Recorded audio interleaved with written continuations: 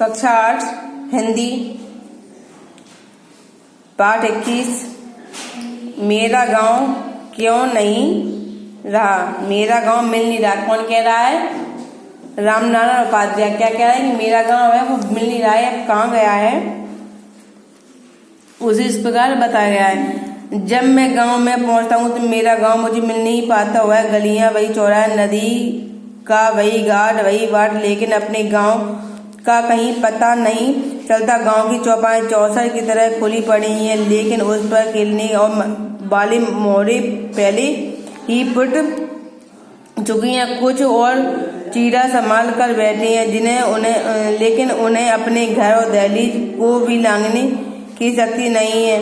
वही कुंडी का पानी और कुंडी की आग परस्पर लड़कर बुझ चुकी है, जिसके सहारे चिलम के दौर के साथ बातों के छोर को भी भोर से मिला दिया जाता था। गली के मोड़ पर खड़ा बूढ़ा नीम कब तक बाट जो रहा है कि कोई आए उसकी भुजाओं से झूला बांधकर उससे आसमान की ऊंचाई तक मौका दे, लेकिन शरारती हवा का झोंका उसके सिर की पीली पत्तियां को पगड़ी की तरह उड़ा ले जाता है। लेकिन गांव की खलिहान से लगी झोपड़ियां का हुआ जन्मान बूढ़ा भी अब नहीं रहा, जो मेरे गांव की आवाज पहचान कर मुझ कर पूछ उठता था, कौन दादा है क्या? शहर से कब आए हो?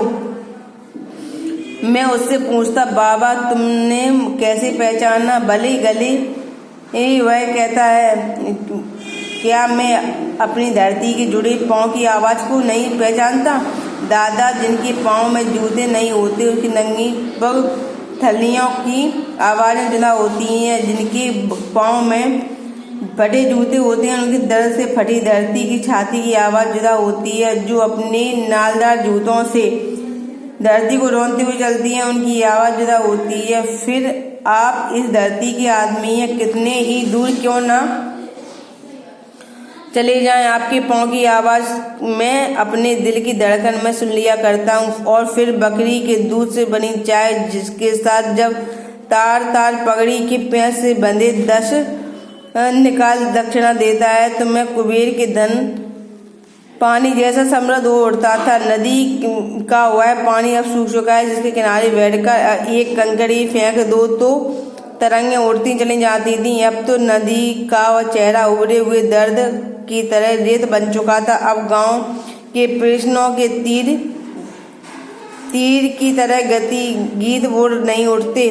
निर्मल चांदनी क्या है, तारों का उदय क्या होगा? अब गांव तारे का उदय पिछली रात में होगा। अब पड़ोसन जाग जाएगी। दही बिलौने की आवाज की साथ चक्की का स्वर गूंजेगा। गांव के जिस बाड़े में रथ से सजी गाड़ियां खड़ी रहती थी, अब वहां ठलुओं के साथ ठेले नजर आते हैं। गांव के गौरस बजाय चीखते बच्चों के होटल वालों की भूख बुझाने में लगाया। गांव की अमराई में आम नहीं आते हैं, लेकिन उन पर कोयलें भी नहीं कूदती, वरन कौवे बैठकर इस बात की चौकसी करते हैं कि आम को देखकर कोई आदमी के मुंह में पानी तो नहीं आ रहा है। महुआ की लपटता है, अब महुआ अब भी लपटता है कि, लेकिन गांव की गोलियों के इशारे पर नहीं बल्कि ठेकेदार की ठोकरों पर वह आंसू की तरह गलने को बात होता है। आखिर ये कौन लोग हैं जो गांव की खेती को जमीन की गिट्टी की में नींव भरकर दफ्तर बना बांटे ऋण खेतों लहराने का स्वप्न देख रहे हैं? आखिर ये कौन लोग हैं कि तेल घाने की बजाय तिल्ली या मूंगफली डालने की बजाय अन्ना के नोट डालकर कागज में पेन निकालने की प्रतीक्षा कर रहे हैं? आखिर ये कौन लोग हैं जो गांव वालों के पांव के नीचे एकता की दरी को खींचकर स्वर्णिम विकास का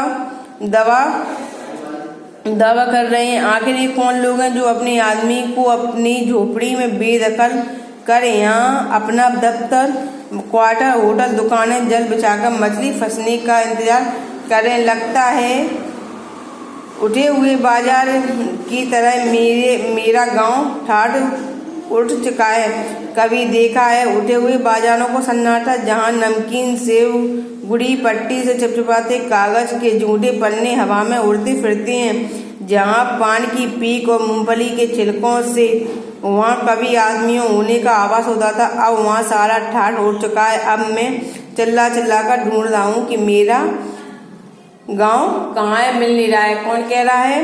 रामनारायण उपाध्याय कह रहे हैं कि मेरा गांव नहीं मिल रहा है, अब गांव बदल चुका है। अब वह गांव जैसा नहीं रहा है, अब उसमें ठलुए और शराबी कड़ाड़ी आदि दिख रहे हैं, मगर गांव के लोग नहीं दिख रहे हैं।